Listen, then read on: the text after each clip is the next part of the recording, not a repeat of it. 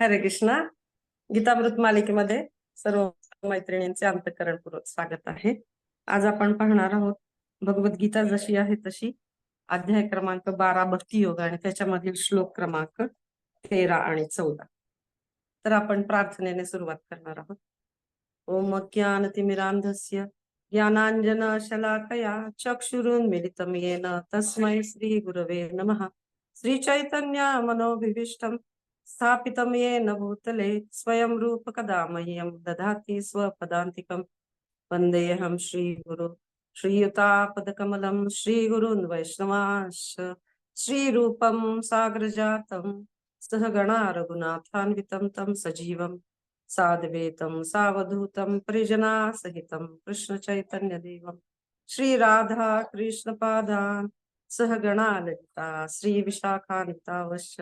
हे कृष्णा करुणा सिंधो दीनबंधो जगतपते गोपेश गोपिका कांत राधा कांत नमोस्तुते. तप्त कांचना गौरांगी राधे वृंदावनेश्वरी वृषभानुसुते देवी प्रणमामि हरिप्रिये. वाञ्छाकल्पतरुभ्यश्च कृपा सिन्धुभ्येव च पतितानां पावनेभ्यो वैष्णवेभ्यो नमो नमः. नमो विष्णुपादाय कृष्णप्रेष्ठाय भूतले श्रीमते राधानाथ स्वामिनीति नामिने. नमो विष्णुपादाय कृष्णप्रेष्ठाय भूतले श्रीमते भक्तिवेदांत स्वामिनीति नामिने.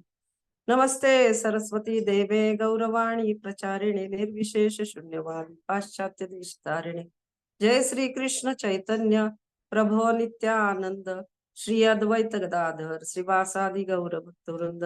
हरे कृष्ण कृष्ण कृष्ण हरे हरे, हरे राम राम राम हरे हरे. हरे कृष्ण. सर्व मैत्रिणींचं गीतामृत मालिकेमध्ये पुनश्च एकदा अंतःकरणपूर्वक स्वागत आहे. खरं तर आजचा श्लोक संदिनी शक्ती माताजीने खूप छान पद्धतीने सांगितला असता, परंतु त्यांना गावाला जावं लागत आहे, त्याच्यामुळे ते प्रवासात असल्यामुळे देऊ शकत नाहीये. त्याच्यामुळे त्यांनी त्यांच्या आज्ञेवरून मी हा घेण्याचा प्रयत्न करत आहे. तुमचे सगळ्यांचे आशीर्वाद असू दे.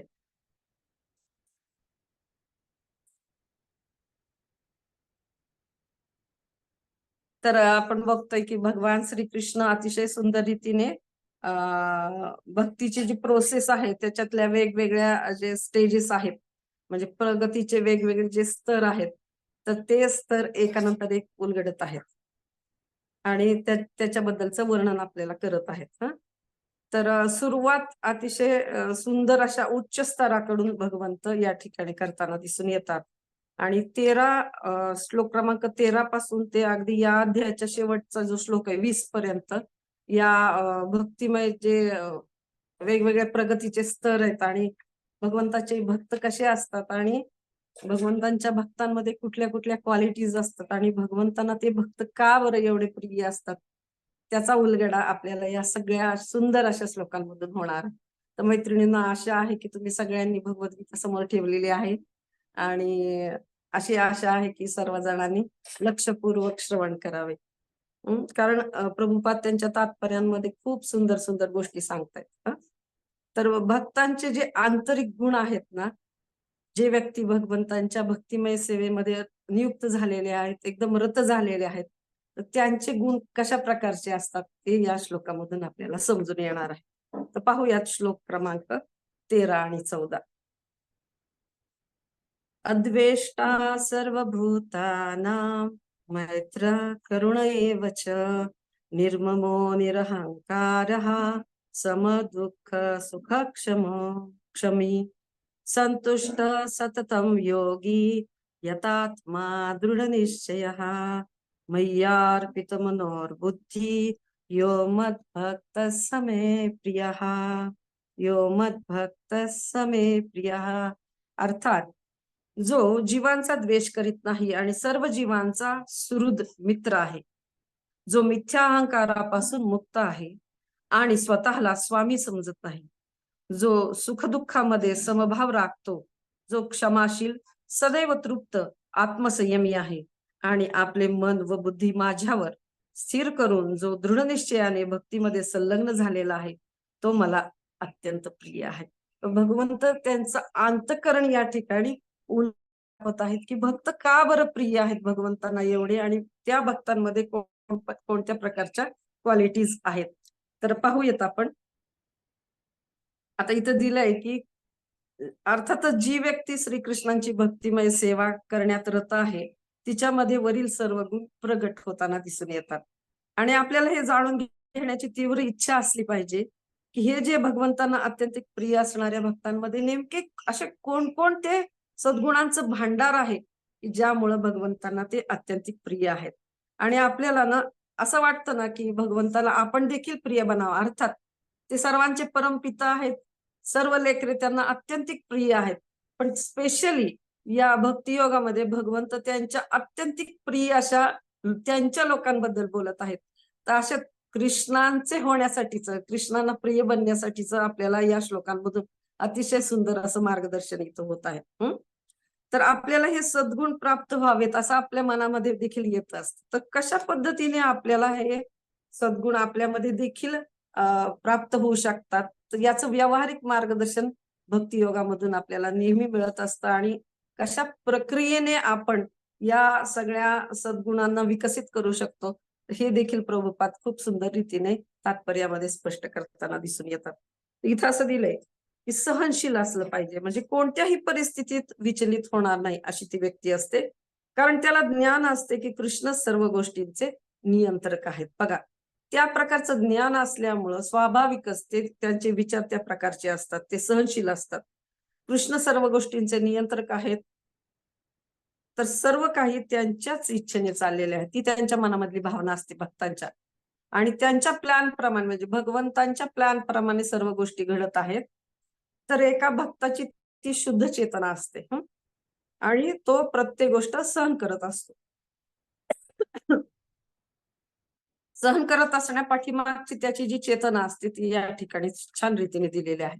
आता दुसरा एक शब्द आहे, दुसरा एक गुण आहे की अद्वेष्टा. अद्वेष्टा म्हणजे प्रत्येकाबरोबर त्यांचा दयाभाव असतो, कोणाशीही तो द्वेष करत नाही. कारण त्याला माहिती असते की प्रत्येक जण भगवंतांचा अंश आहे. तो सर्वांचा मित्र असतो. पुढे एक क्वालिटी दिलेली आहे, सद्गुण दिलेला आहे की तो सर्वांचा मित्र असतो. त्याचबरोबर त्याला हे माहित असतं की आपले जे परमपिता आहेत भगवंत आहेत, आणि हे सर्वजण जे आहेत ते भगवंताचे अंश आहेत. मग भगवंतांचे अंश आहेत, भगवंतांचे परमात्मा रूपाने प्रत्येकाच्या हृदयामध्ये भगवंत निवास करतायत. त्याच्यामुळे तो कोणाचाही द्वेष करत नाही, कारण भगवंताची सर्व लेकरे आहेत. हे तो जाणून असतो. तर तो सर्वांचा मित्र देखील असतो. आता कशा पद्धतीने, त्याचबरोबर त्यांचे प्रत्येक जीवाबरोबर त्याचं जे वर्तन असतं ना, त्याचं बाह्य वर्तन, आंतरिक वर्तन, ते अगदी अगदी प्राण्यांबरोबर असू द्या, पक्ष्यांबरोबर असू द्या, वनस्पतींबरोबर असू द्या, जड पदार्थांबरोबर असू द्या, ते मैत्रीपूर्ण असं त्यांचं वर्तन असतं. कारण तो जाणतो ते सगळं काही आहे हे भगवंताच्या मालकीचं आहे. आणि भगवंतांना मी त्यांच्या मुलांशी किंवा त्यांच्या प्रजेबरोबर जर खराब रीतीने वर्तन केलं तर ते आवडणार नाही. त्याच्यामुळं आणि एक भक्तिमय स्वाभाविक प्रेम त्यांच्या हृदयामध्ये विकसित झाल्यामुळं प्रत्येक जीवाबरोबर तो मैत्रीनं असं वर्तन करताना दिसून येतो. आणि इथं हा एक उल्लेख महत्वाचा आहे मैत्रिणींनो, की भक्त शत्रुत्व कधी करत नाहीत. म्हणजे भक्ताला शत्रू नसतात, कोणी शत्रू नसतात. आता त्यांची विचार प्रक्रिया काय पद्धतीची असते याचा आपण विचार करू शकतो, की प्रभुपाद या ठिकाणी तात्पर्यात खूप सुंदर उल्लेख करतात, की तो कोणाचाही द्वेष करीत नाही. तसेच तो शत्रूशीही वैर करत नाही. आता आपण तसं बघायला गेलं तर भगवद्गीता जी आधारित आहे, कुरुक्षेत्रावरती अर्जुनाला भगवंतांनी भगवद्गीता सांगितलेली आहे, की धर्मरक्षणार्थ भगवंत अवतीर्ण झालेले आहेत. की अधर्माचा नाश करण्यासाठी स्वतः कृष्ण अवतीर्ण झालेले आहेत. त्याच्यामुळं त्यांच्या इच्छेचाच हा युद्ध हा भाग होता.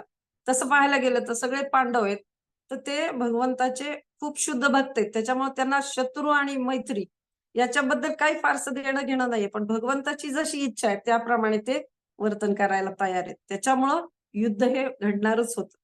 मग आपल्या मनात असं येतं का नये, की अरे भगवंताचे शुद्ध भक्तांच्या मनामध्ये शत्रुभाव नसतो, मग युद्ध कशासाठी? परंतु भगवंताचं हे कार्य आहे आणि भगवंतांना ते दर्शवून द्यायचंय, की धर्माच्या विरुद्ध कार्य करणारा नेहमी नष्ट होणार आहे. आणि धर्माचं राज्य भगवंतांना प्रस्थापित करायचं होतं, तर त्या योजनेअंतर्गत अर्जुन आणि पांडव सगळेजण कार्यरत आहेत भगवंताच्या संतुष्टीसाठी.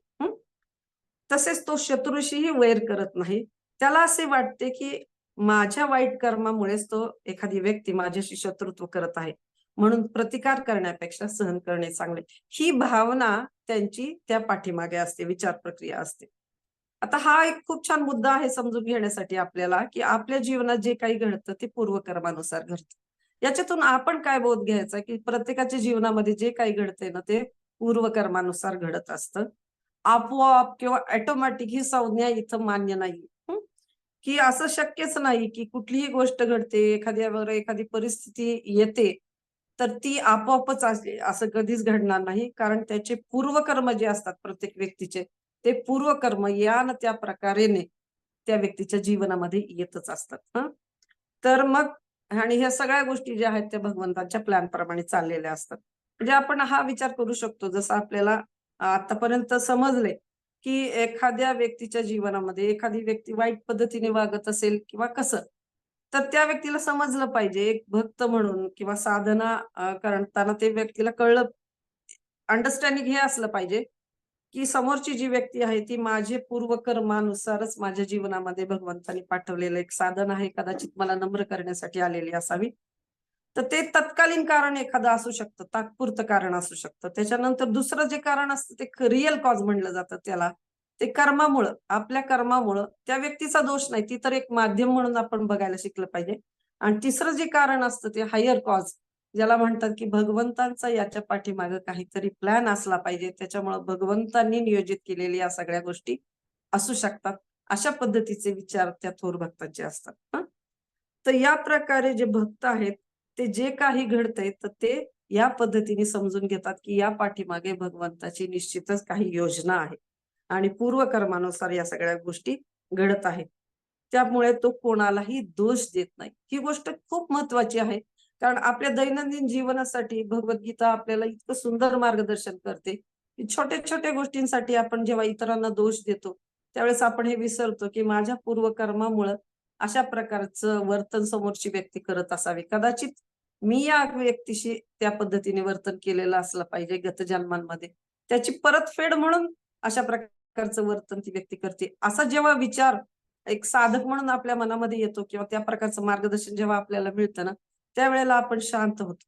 कारण आपण बघतो, की जर आपल्याच दाताखाली जर आपली जीभ चावली गेली, तर कोणाला ब्लेम करणार? त्याचप्रमाणे आपल्या कर्मामुळेच जर असं घडतंय, तर आपण कोणाला ब्लेम करू शकत नाही.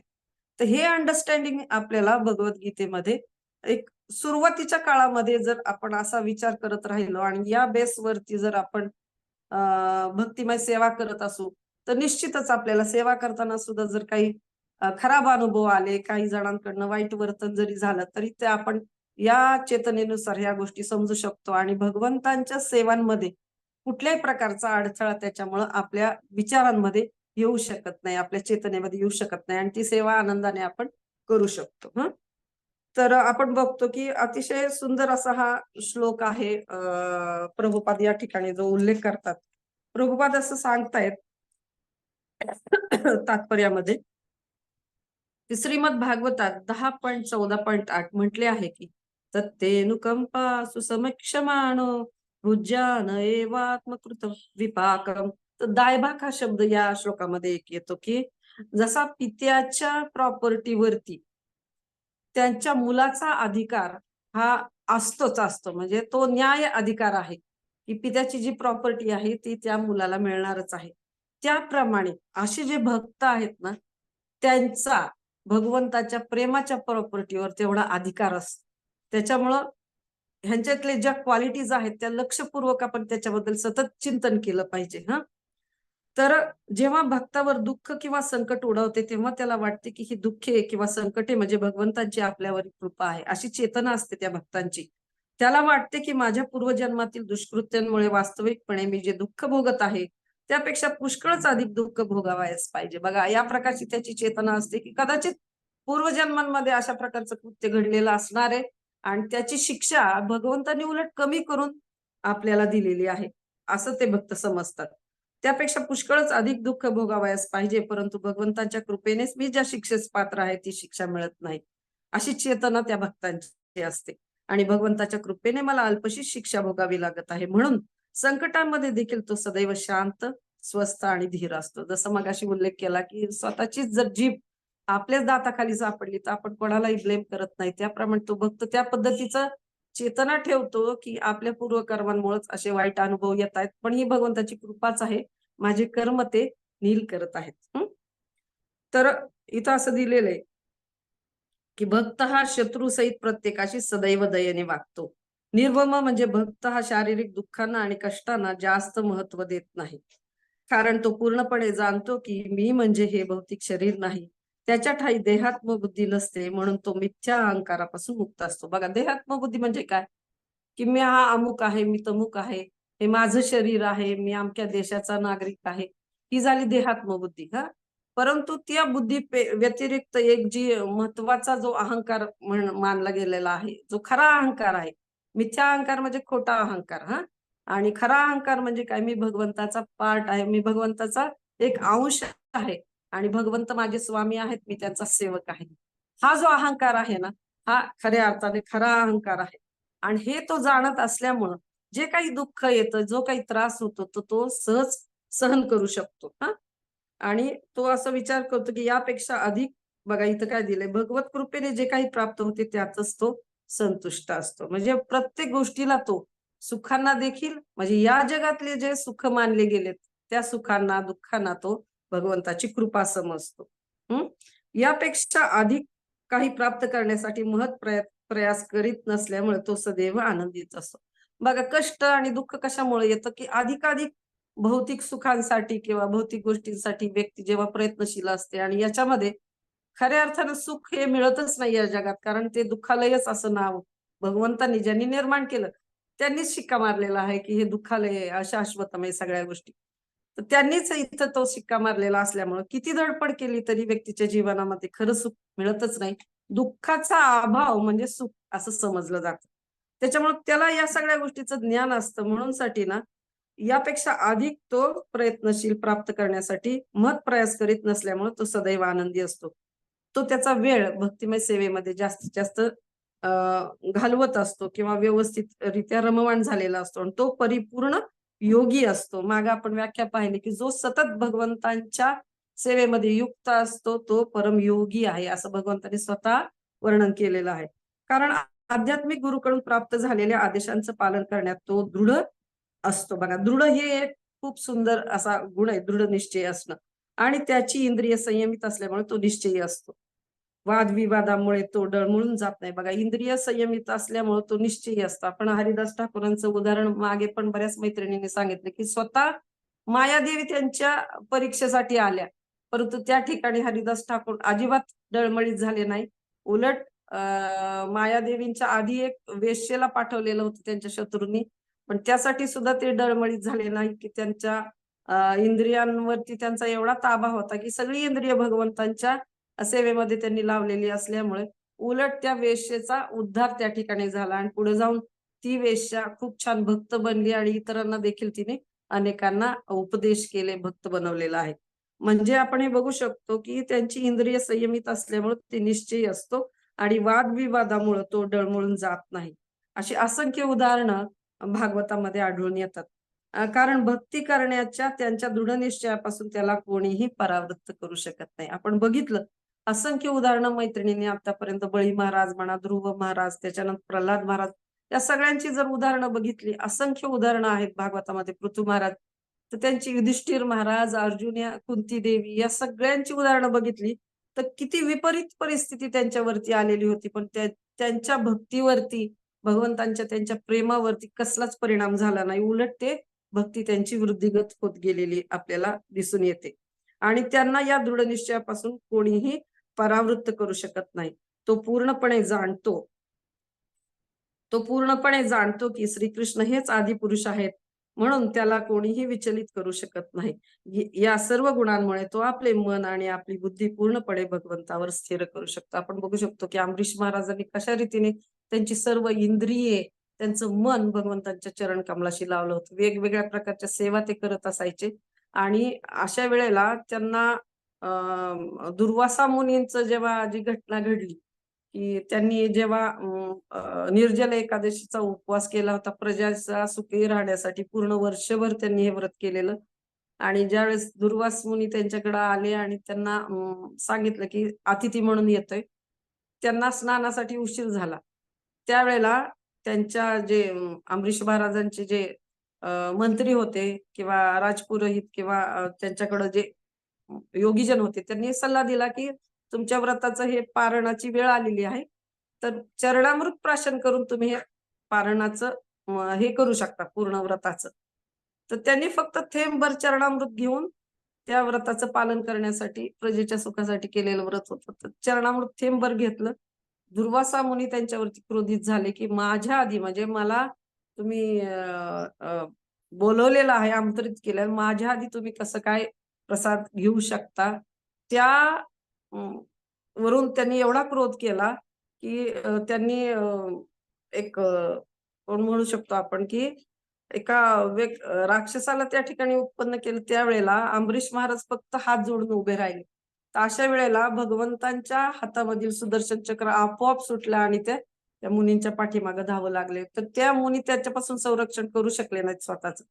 कारण आहे ना, भक्त हे असे असतात ना, त्यांना कोणी शत्रू नसतो. प्रत्येक जण त्यांचं मित्रच असतात आणि अशा पद्धतीने एकदम नम्रतेने, सहनशीलतेने अमरीश महाराजांनी आचरण केलेलं दिसून येतं. नंतरची स्टोरी सगळ्यांना माहिती आहे, त्याच्यामुळे ती आपण घेत नाहीये. तर कारण भक्ती करण्याच्या त्यांच्या दृढनिश्चयापासून त्यांना कोणीही परावृत्त करू शकत नाही. तो पूर्णपणे जाणतो की श्रीकृष्ण हेच आदिपुरुष आहेत. म्हणून त्याला कोणीही विचलित करू शकत नाही. या सर्व गुणांमुळे तो आपले मन आणि आपली बुद्धी पूर्णपणे भगवंतावर स्थिर करू शकतो. बघा आपण बघितलं अमरीश महाराजांच्या उदाहरणावरून, की केवढी विपरीत परिस्थिती त्यांच्या पुढे आली, की त्यांच्या जीवावर अक्षरशः काय म्हणू शकतो आपण, जीव जाण्याच्या परिस्थितीमध्ये सुद्धा ते विचलित झालेले नाहीयेत. हात जोडून फक्त उभे राहिले. भगवंताच्या आश्रयावरती हरिनाम घेत.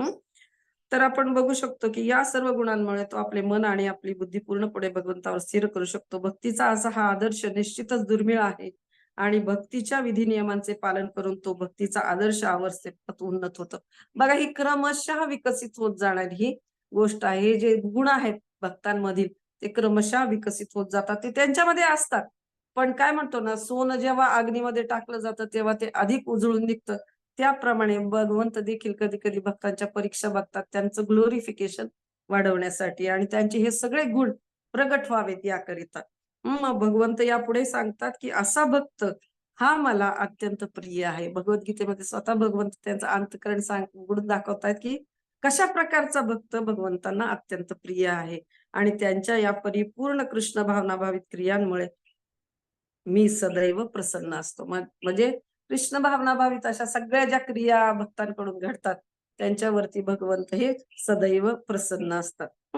आणि अशा प्रकारचे जे भक्त आहेत, त्यांची जी भक्ती आहे, ती गंगा मातेप्रमाणे, गंगा ज्याप्रमाणे त्यांच्या उगमापासून एवढी प्रचंड वेगाने धावत असते, कुठल्याही अडथळ्यांना ती कधीच जुमानत नाही आणि समोर कितीही मोठा अडथळा आला, तरी त्या अडथळ्याला बाजूला सारून त्याच्या मागून वेगामध्ये दुसरीकडे वाट काढून ती समुद्राला जाऊन मिळत असते. हां, त्याचप्रमाणे भक्तांचं जीवन जर बघितलं आपण, अत्यंत कष्टमय जरी असलं, किती कठीण परिस्थिती असली, तरी त्या परिस्थितीवरती भगवंतांच्या प्रेममय अशा त्या भक्तिमय सेवेमुळं त्या सगळ्या गोष्टींवरती तो तो भक्त जो आहे तो मात करू शकतो.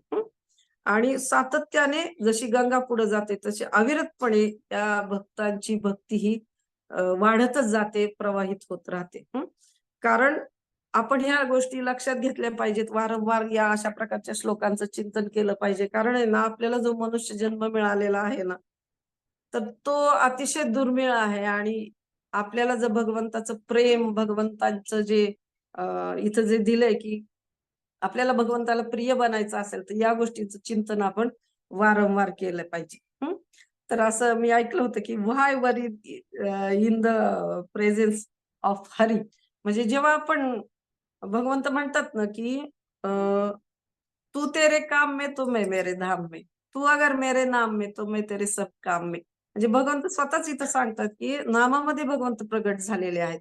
आणि जेव्हा आपण हरिनाम तन्मयतेने घ्यायला शिकू किंवा गुरूंच्या आज्ञेनुसार आपण ही सुरुवात करू, त्यावेळेला ह्या सगळ्या गोष्टी आपलं हृदय जे आहे ते कल्मशांनी भरलेलं आहे. गतजन्मांमधील काही चुकीच्या गोष्टी, पापमय क्रिया आपण केलेल्या असतील, तर त्या सगळ्या धुवायला, ते सगळं हृदय निर्मळ व्हायला, कठोर असलं तरी ते कोमल बनायला या हरिनामामुळे अत्यंतिक मदत होणार आहे. आणि भगवंताच्या भक्तांच्या कृपेमुळे ह्या सगळ्या गोष्टी, हृदय परिवर्तनाची प्रक्रिया आहे की सुलभ व्हायला मदत होणार आहे. मग जर आपण भगवंतांना प्रिय बनायचं असेल, तर आपण ही जी प्रॅक्टिस आहे भक्तिमय सेवांची, ते सतत करणं गरजेचं आहे. तर आपोआप हे गुण आहे ना, बाहेरून आणण्याची गरज नाहीये. हे गुण आहे ना, प्रत्येकाच्या मध्ये आहेत. कारण भगवंताचे आपण अंश आहोत. त्याच्यामुळे हे प्रत्येकाच्या हृदयामध्ये हे सगळे गुण प्रगट आहेत. फक्त ते अप्रगट आहेत. ते प्रगट व्हायला मदत होणार आहे भक्तिमय प्रोसेसमुळे. इतरत्र कुठून मागवण्याची वगैरे काही गरज नाही. म्हणजे आपल्या जवळच ह्या सगळ्या गोष्टी आहेत. त्या कस्तुरी मृगाप्रमाणे इतरत्र शोधण्याची अजिबात काही गरज नाही. फक्त प्रेमाने आपण भक्तिमय सेवा करत राहिले पाहिजे.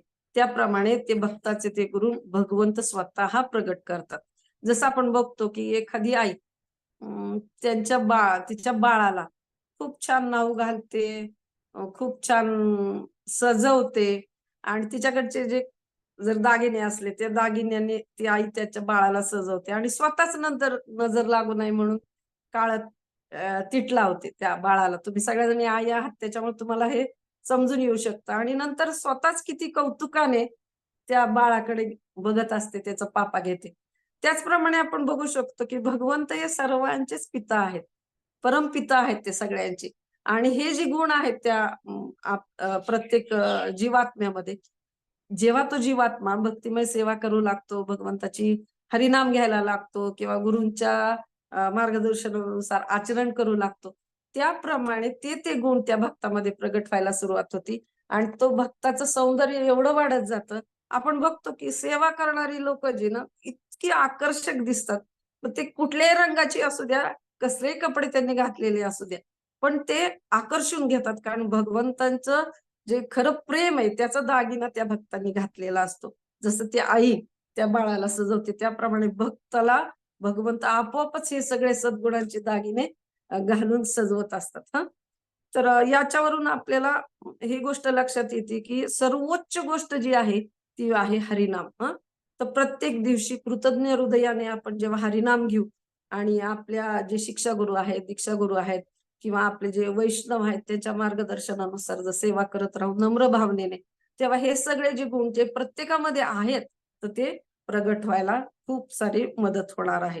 तर असं म्हटलं जातं की भगवंत नेहमी ना परीक्षा बघतात भक्तांची. आणि प्रत्येकाची ना परीक्षा ही नेहमी चाललेलीच असते. कारण आहे ना, भगवंतांनाच वरच्या वर्गामध्ये घालायचं असतं त्या भक्ताला, प्रत्येकाला. ज्यांनी सुरुवात केली त्याला सुद्धा आणि जो शुद्ध भक्त आहे त्यांचे सुद्धा गुण भगवंतांना ग्लोरिफिकेशन करून घ्यायचं असतं त्या भक्तांचं.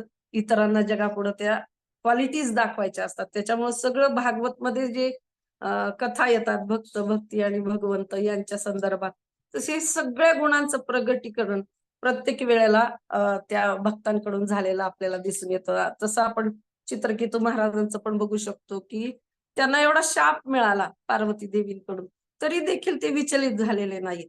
आणि या वेळेला शिवजी हसतात, कारण शिवजींना माहितीये की वैष्णव कसे असतात. शाप जरी मिळाला तरी ते आनंदाने स्वीकारतात चित्रकेतू महाराज, आणि पुढे ते जाऊन वृत्रासूर बनतात. या सगळ्या स्टोरीवरून आपल्याला एकदम छान पद्धतीने कळू शकतो की भगवंत प्रत्येकाची परीक्षा घेतात, ज्यांना पेलल तेवढीच. जसं मागे पण माताजींनी सांगितलं की ज्या ज्या व्यक्तीला जेवढं जेवढं पेलल, कारण भगवंतांनाच ते भक्त अतिशय प्रिय असतात. सगळेच जण प्रिय आहेत, पण सगळ्यांच्या परीक्षा होत राहतात. परंतु हा श्लोक जेव्हा वाचला आणि हे सगळे गुण बघितल्यानंतर एक छोटीशी स्टोरी मैत्रिणीनं सांगते की ते सांगितल्यानंतर आपण थांबूयात. काही प्रश्नोत्तर असेल तरी घेऊ शकतो सगळ्याच बाबतीमध्ये. तर भक्तिरसामृत सिंधू मध्ये एक उल्लेख आलेला आहे या राजाचा, की आणि एक ड्रामा पण मी पाहिलेला होता की दानशूर मयूरध्वज म्हणून साठी. तर ते एवढे भगवंताचे सुंदर भक्त असतात. ह्याच्या सगळ्या क्वालिटीज आता आपण वाचल्या, त्याच्यावरती मनन केलं, तर त्या सगळ्या क्वालिटीज त्या भक्तांमध्ये असतात.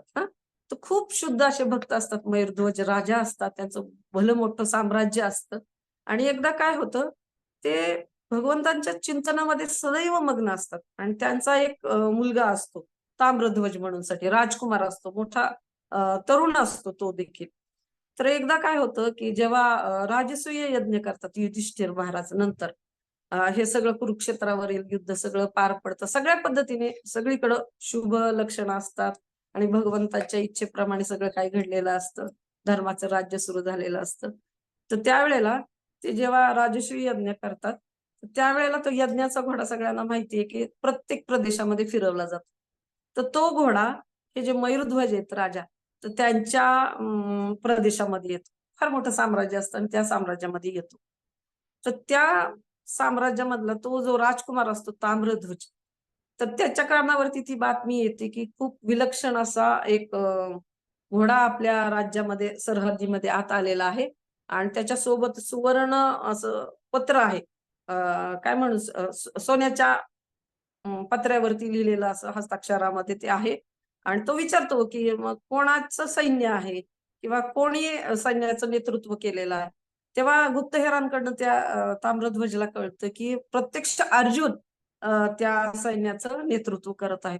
तर तो एवढा खुश होतो, एवढा खुश होतो. तो पण भक्त असतो भगवंतांचा आणि मग काय होतं, की तो असं म्हणतो, की आता मी माझ्या जे वडील आहेत, ते खूप छान भक्त आहेत भगवंतांचे. आणि या निमित्ताने हे जे भगवंताचे शुद्ध भक्त आहेत अर्जुन, तर त्यांचे चरण कमळ आपल्या राज्यामध्ये लागतील आणि आपले वडील खूप खुश होतील या गोष्टींमुळे, की अर्जुनाला पण हा असतो क्षत्रिय आणि अर्जुन देखील क्षत्रिय असतात. तर त्यांची पद्धत जी असते संतुष्ट करण्यासाठी, तर त्या पद्धतीने तो ताम्रध्वज वागायचं ठरवतो आणि जेव्हा तो ताम्रध्वज हे करतो, सैन्य बघतो सगळेजण, सैन्याला घेऊन जातो, तर तो ताम्रध्वज आहे ना, तो त्या सगळ्या सैन्याला हरवतो आणि हरवल्यानंतर त्याला इतका आनंद वाटतो ना, की आपण प्रत्यक्ष भगवंतांच्या ज्यांनी कुरुक्षेत्र जिंकले त्या पार्थला, त्या अर्जुनाच्या सैन्याला आपण हरवलेला आहे. अर्थात हे जे असतं स्वाभिमान असतो त्यांना त्या गोष्टीचा आणि त्याच्या पाठीमागं वेगळा उद्देश भगवंतांचा आहे असा तो विचार करत असतो ताम्रध्वज. त्याच्यानंतर काय होतं, की अर्जुन बघायला येतात, की कोण नेमका हा माझ्या सैन्याला हरवणारा, युधिष्ठिर महाराजांच्या सैन्याला हरवणारा कोण आहे? असं कोणाचं डेअरिंग झालं, की त्या अश्वाला त्यांनी ताब्यात घेतलेलं आहे. आणि त्याच्यानंतर अर्जुन प्रत्यक्ष भेटतात समोरासमोर ताम्रध्वज आणि अर्जुन. त्यावेळेस ते ताम्रध्वज म्हणतात, की "तुम्ही तेच अर्जुन आहात का, ज्यांनी कुरुक्षेत्रावरती एवढा मोठा विजय मिळवलेला आहे?" ते सांगतात, की "हो, मी युधिष्ठिर महाराजांचा एक हे बंधू आहे आणि आम्ही पांडव आहोत आणि अशा प्रकारे तुझं डेअरिंग कसं काय झालं त्या अश्वाला ताब्यात घेण्याचं?" अर्जुनाला देखील एक आश्चर्याचा धक्का बसलेला असतो, की हे असं घडलं कसं काय? की एक तरुण म्हणजे कुमार आणि त्याने आपल्या पूर्ण सैन्याला हरवलं. मग ते असं हे करतात, क्षत्रिय दोघं पण, क्षात्र अभिमान दोघांना देखील आहे आणि त्याच्यानंतर ते दोघांमध्ये एक युद्ध करतात म्हणजे द्वंद्व आणि त्याच्यानंतर काय होतं, की अर्जुनाला हरावं लागतं त्या तरुण कुमाराकडनं म्हणजे ताम्रध्वजाकडनं. मग अर्जुनाला हे एवढं अं, अ, काय म्हणू शकतो आपण, की ज्यांनी पूर्ण कुरुक्षेत्रावरचं युद्ध जिंकलेलं आहे आणि विजयी असणारे असे आहेत. यत्र पार्थ धनुर्धरा म्हणजे तत्र श्री विजयो. आपण शेवटचा श्लोक बघू शकतो नंतर भगवद्गीतेचा, की जिथं पार्थ आहे, जिथं भगवंत आहेत, योगेश्वर कृष्ण आहेत, तिथं सतत लक्ष्मी देवी आणि विजयश्री त्यांची माळ घालतच असते गळ्यामध्ये. त्यांची कायमच विजय प्राप्त होणार. तर अर्जुनाला त्या ठिकाणी धक्का बसतो आणि त्याच्यानंतर ते खूप भगवंताचं स्मरण करतात आणि अर्थातच त्यांच्या प्रिय भक्तांनी बोलावल्यानंतर स्वतः भगवंत त्या ठिकाणी प्रगट होतात आणि ते विचारतात अर्जुन त्यांना, की अ, तुमच्या एका म्हणजे मित्राचा, भक्ताचा एवढा दारुण पराभव कसा काय होऊ शकतो? मग त्या ठिकाणी भगवंत सांगतात अर्जुनाला, की तो पण मला प्रिय आहे. तो माझा ताम्रध्वज आहे. तो मला अत्यंत प्रिय आहे, कारण तो माझा खूप छान भक्त आहे आणि त्यानी माझ्या संतुष्टीसाठी आत्तापर्यंत कार्य केलेलं आहे. त्याचे जे वडील आहेत राजा मकरध्वज, मयूरध्वज, तर त्यांनी देखील माझ्या संतुष्टीसाठी सदोदित कार्य केलेलं आहे. त्याच्यामुळं त्याचा पराभव होणं शक्य नाहीये, कारण तो माझा खूप सुंदर असा भक्त आहे. मग अर्जुनाला पण आश्चर्य वाटतं थोडंसं, की असा कसा काय असू शकतो? असं कोण आहे? जसं आपल्याला वाटतं, की भगवंतांना जे प्रिय वाटतात, अशा व्यक्तींचं काय क्वालिटीज आहे? अर्जुनाने तो प्रश्न विचारलेला देखील होता. पण प्रत्यक्षात भगवंतांना अर्जुनाचं जे क्षत्रिय क्वालिटीज होत्या, त्या वाढवून ब्राह्मणिकल क्वालिटीजकडं कसं भक्त कसा असू शकतो? माझे भक्त कसे आहेत? ते अर्जुनाला सुद्धा अजून दाखवायचं होतं. त्याच्यामुळे ते काय करतात, की ते म्हणतात, की "चल आपण त्यांच्या राज्यामध्ये जाऊ. तुला प्रत्यक्षात या सगळ्या गोष्टी पाहायला मिळेल, की का ही लोकं मला प्रिय आहेत, का त्यांचा विजय झाला." तर ते वेश बदलून जातात. ब्राह्मणाचे वेश घेतात. आणि त्याच्यानंतर त्यांच्या राज्यामध्ये गेल्यानंतर तो जो मयूरध्वज राजा आहे, तर तो अतिशय दानशूर म्हणून प्रसिद्ध असतो आणि सदैव भगवंतांच्या चिंतनामध्ये ते मग्न असतात. सदैव ते बळी महाराजांची कथा ऐकण्यामध्ये, ध्रुव महाराज, प्रल्हाद महाराज या सगळ्यांच्या कथा ऐकण्यामध्ये सदैव रममाण झालेले असतात आणि खऱ्या अर्थाने भगवंताची भक्तिमय सेवा करत ते राज्य करत असतात, की इदम न मम. हे सगळं काही माझं नाही, हे भगवंतांनी मला दिलेलं आहे, तात्पुरतं माझ्याकडे आलेलं आहे आणि प्रजेला कृष्ण भावना भावित करण्यासाठी सदोदित ते प्रयत्नशील असतात. त्याच्यामुळं यश त्यांच्या चरण कमळाशी सदैव असतं आणि ते अतिशय दानशूर असल्यामुळं आणि भगवंतांना अतिशय प्रिय असल्यामुळं त्यांना उज्ज्वल असं यश सगळीकडेच मिळालेलं असतं. तर ते ब्राह्मणाचे वेश घेऊन जातात आणि त्या ठिकाणी मग ते चिंतित झालेले असतात. कारण त्यांचा जो मुलगा आहे, त्यांनी सांगितलेलं असतं त्यांना, की तुम्हाला खूप आनंद वाटेल या बातमीने, की प्रत्यक्ष पार्थला तुम्हाला खूप आनंद वाटेल या गोष्टीने, की मी एका श्रेष्ठ योद्ध्याला हरवलंय. मग ते वडील विचारत असतात त्यांना, की कोण तो योद्धा आहे?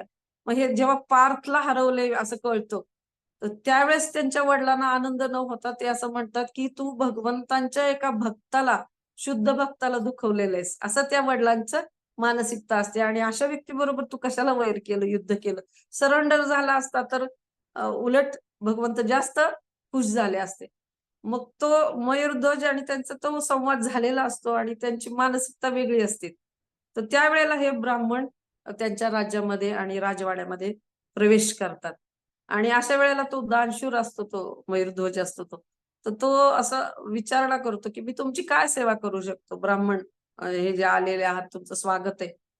तर ते जे सांगतात ते म्हणले, की "मी तुमची कीर्ती ऐकून तुमच्याकडे आलेलो आहे." आणि ते सांगतात, की एका संकटात आहेत असं सांगतात आणि स्वतःची ओळख अ, अ, कृष्ण वर्मा अशी अशी ओळख करून देतात आणि पार्थमित्र म्हणून साठी दुसरा जो ब्राह्मण असतो त्याची ओळख करून देतात.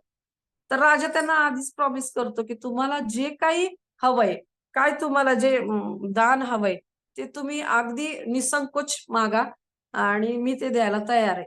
मग ते सांगतात, की हे विचित्र संकटामध्ये ते सापडलेले आणि ते त्यांच्या मुलाला मुलगी बघण्यासाठी या तुमच्या राज्यामध्ये आले होते. तर त्यावेळेस येताना एक जंगल लागलं आणि त्या जंगलामध्ये खूप मोठा सिंह, त्या सिंहाने त्यांच्या मुलाला पकडलं. आणि आश्चर्याची गोष्ट अशी आहे, की तो सिंह मनुष्य वाणीमध्ये बोलत होता. तर म्हणून साठी ते ब्राह्मण सांगतात, की त्यांना मी खूप विनंती केली, की कशा पद्धतीने त्यांच्या मुलाचा जीव तुम्ही घेऊ शकत नाही आणि त्यांच्यावरती किती जबाबदाऱ्या आहेत आणि पूर्वजांच्या चांगल्या ह्याच्यासाठी मुलाचं पुढचं भवितव्य पण महत्वाचं आहे आणि त्याचं लग्न करणं पण महत्वाचं आहे. तर तू त्याला सोडून दे. तर सिंह त्या ठिकाणी मानवी आवाजामध्ये सांगतो असं ते ब्राह्मण सांगतात राजाला, की तो असं म्हणतो की पण एक अडचण आहे म्हणतो या बाबतीमध्ये. सोडून देईल, पण एक अटीवरती. मग राजा विचारतात, की अशी कुठली अट त्या सिंहाने घातली? तर ते ब्राह्मण म्हणतात, की नाही ते तुम्ही पुरं कराल का पण? तर राजा त्या ठिकाणी सगळ्यांसमोर साक्ष देतात. म्हणजे अष्टवसू या सगळ्यांसमोर 10 दिशा यांच्यासमोर शपथ घेतात, की तुम्हाला जे काही पाहिजे तुमच्या मुलाचं प्राण वाचवण्यासाठी ते करण्याची माझी जबाबदारी, पूर्ण जबाबदारी आहे म्हणून आणि निश्चित तुमच्या मुलाचे प्राण यामधून वाचवण्याचा प्रयत्न मी नक्की करणार आणि त्या सिंहाला काय जे पाहिजे ते देणार. मग त्यावेळेस असं वचन दिल्यानंतर ते ब्राह्मण सांगतात, तर ते म्हणतात, की त्या सिंहानी इथला जो राजा आहे, हं, त्या राजाचा शरीराचा अर्धा हिस्सा त्या सिंहाला अर्पण करायचा. ते जे मयुरध्वज राजा ते तयार होतात, पण बाकीचे जे लोक आहेत, मंत्री आहेत, राजाचे मित्र आहेत आणि राजकुमार आहेत, हे ह्यांना एकदम आश्चर्याचा धक्का बसतो आणि ते सगळेजण म्हणायला लागतात की अशा प्रकारचं कसल्या प्रकारचं दान आहे हे? काही जण म्हणायला लागतात त्या ठिकाणची की हा नक्की शत्रूचा व्यक्ती असला पाहिजे. एक जण त्यातले म्हणतात की हा यमराज असला पाहिजे. ब्राह्मण जर असेल तर अशा प्रकारचं दान ही व्यक्ती मागणारच नाही. अशा प्रकारचे वेगवेगळे त्या ठिकाणी हे निर्माण व्हायला सुरुवात होती, विचार निर्माण व्हायला सुरुवात होती. तर राजाचे जे मंत्री असतात तर ते म्हणतात की आमचा राजा इतका दानशूर आहे आणि राजाचा जो हे असतो प्रतिनिधी, तर तो मंत्री म्हणजे प्रतिनिधी असतो. तर तुम्ही राजाचे प्राण घेऊ नका. ते महान भक्त आहेत भगवंतांचे आणि खूप सद्गुणी असे ते राजा आहेत, प्रिय असे राजा आहेत. तर प्रजेचं काय होईल? तर तुम्ही पाहिजे तर माझ्या शरीराचा अर्धा हिस्सा घेऊ शकता, असे मंत्री म्हणतात. त्याच्यानंतर तो जो राजकुमार असतो, तर तो व्यतीत होऊन अगदी कळवळीची प्रार्थना करतो त्या विप्रवरला आणि तो सांगतो की राजाचा मुलगा किंवा कोणाचाही पित्याचा जो मुलगा असतो, तो त्याचा प्रतिनिधी असतो. तर तुम्ही माझ्या शरीराचा अर्धा भाग घ्या. कारण मी तरुण आहे आणि सिंहाला तरुण व्यक्तीचं रक्त जास्त आवडेल. तरुण व्यक्तीचं मांस खाऊन तो अधिक संतुष्ट होईल. अशा पद्धतीने ते विनंती करतो तो ताम्रध्वज त्या विप्रवरला. आणि त्याच्यानंतर काही जण विरोध करतात, काही जण असं बोलतात. पण तो विप्रवर जो असतो ना, तर तो त्याच गोष्टीवरती स्थिर असतो. आणि नंतर तो त्याच्या बरोबर आलेल्या ब्राह्मणाला म्हणतो, की "चला इथं वादविवाद सुरू आहे. आपण इथं थांबण्यात अर्थ नाही. यांच्याकडून हे पूर्ण होणार नाही." तर तो राजा जो असतो मयूरध्वज, तो त्यांना विनंती करतो, की "नाही, मी हे दान द्यायला तयार आहे." आणि त्याच्याप्रमाणे ऑर्डर करतो तो मंत्र्यांना, की तलवार घेऊन येण्यात यावी आणि राजपुत्राला हातामध्ये तलवार द्यायला सांगतो. आणि तलवार दिल्यानंतर राजपुत्राला देखील खूप वाईट वाटत असतं. आणि या वेळेला तो जो मयूरध्वज आहे, राजा भगवंताचे भक्त आहेत. तर ते असं समजतात, की हा माझ्या परीक्षेचा काळ आहे. काहीच हरकत नाही म्हणतात, की समर्पित बुद्धीने ते तयार होतात या सगळ्या गोष्टींसाठी आणि अ, हातामध्ये तलवार ताम्रध्वजाच्या असते आणि ते तलवारीचा घाव घालतात. तर राजाच्या डोळ्यातून अश्रू येतं एका भागातून. तर लगेच ते ब्राह्मण विप्रवर आहेत ना, तर ते म्हणतात, की "हे आम्हाला मान्य नाहीये. हे जे दान आहे ते आम्ही स्वीकारू शकत नाही." कारण त्यांनी अट घातलेली असते आधी, की जर डोळ्यातून अश्रू आले कोणाचेही, पुत्राच्या किंवा पित्याच्या, तर ते दान स्वीकारलं जाणार नाही. त्यावेळेस तो राजा विनंती करतो, एवढा जखमी अवस्थेमध्ये असतं ते मयूरध्वज, तर ते विनंती करतात. ते म्हणतात, की "अश्रू का येतायत डोळ्यातून?" कारण म्हणतात, की "माझ्या अर्ध्या शरीराचा उपयोग होतोय तुमच्यासाठी. अर्ध शरीर वाया जाणार आहे. म्हणून त्या अर्ध्या शरीरासाठी माझ्या डोळ्यातून अश्रू येत आहेत."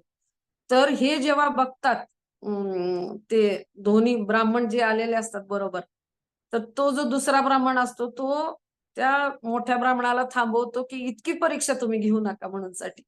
आणि ते दोघं जण जे ब्राह्मण असतात, ते म्हणजे साक्षात भगवान श्रीकृष्ण असतात आणि तो दुसरा जो ब्राह्मणाचं रूप घेऊन आलेला ते साक्षात अर्जुन असतात, ज्यांचा संवाद आपण ऐकतोय.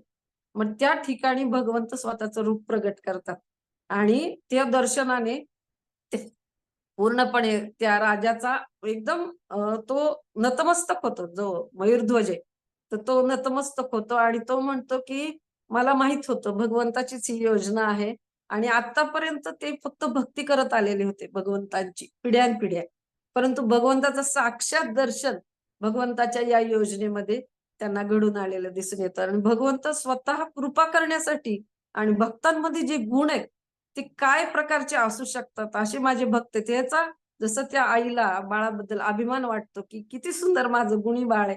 त्याचप्रमाणे भगवंत अशा प्रकारच्या परीक्षा घेतात आणि त्या परीक्षेमध्ये सोनं जसं अग्नीमध्ये टाकल्यानंतर उजळून निघतं, तसे ते भक्तांचे ते सगळे गुण आपण जे आता वाचले क्षमाशील, शत्रुत्व न मानणारा, अद्वेष, सगळ्या जगांचं मित्र असणारे, असे असंख्य गुण, असंख्य गुणांचे क्वालिटीज ज्या आहेत, सगळ्या त्या त्या भक्तांच्या वर्तनामधून प्रकट होताना आपल्याला दिसून येतात.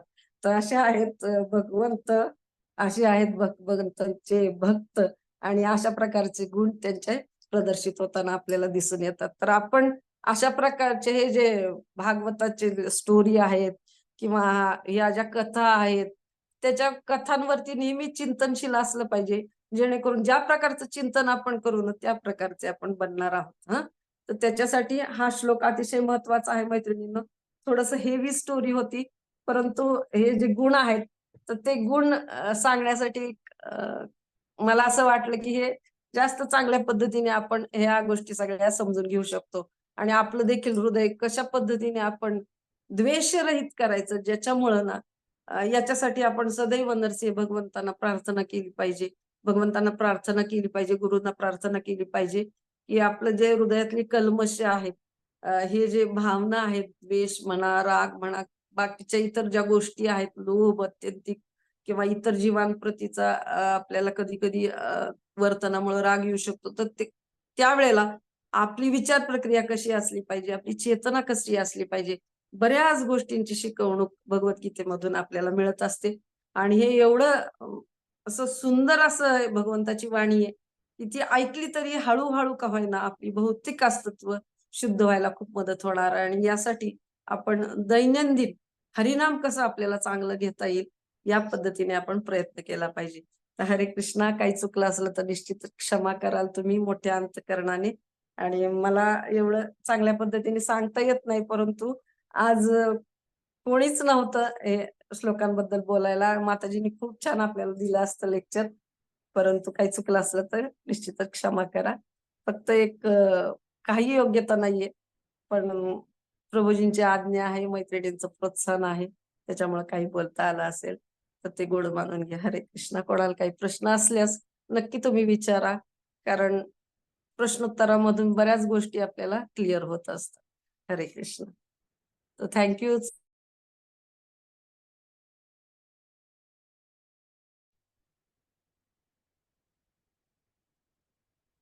हरे कृष्णा. कोणाला काही प्रश्न आहे?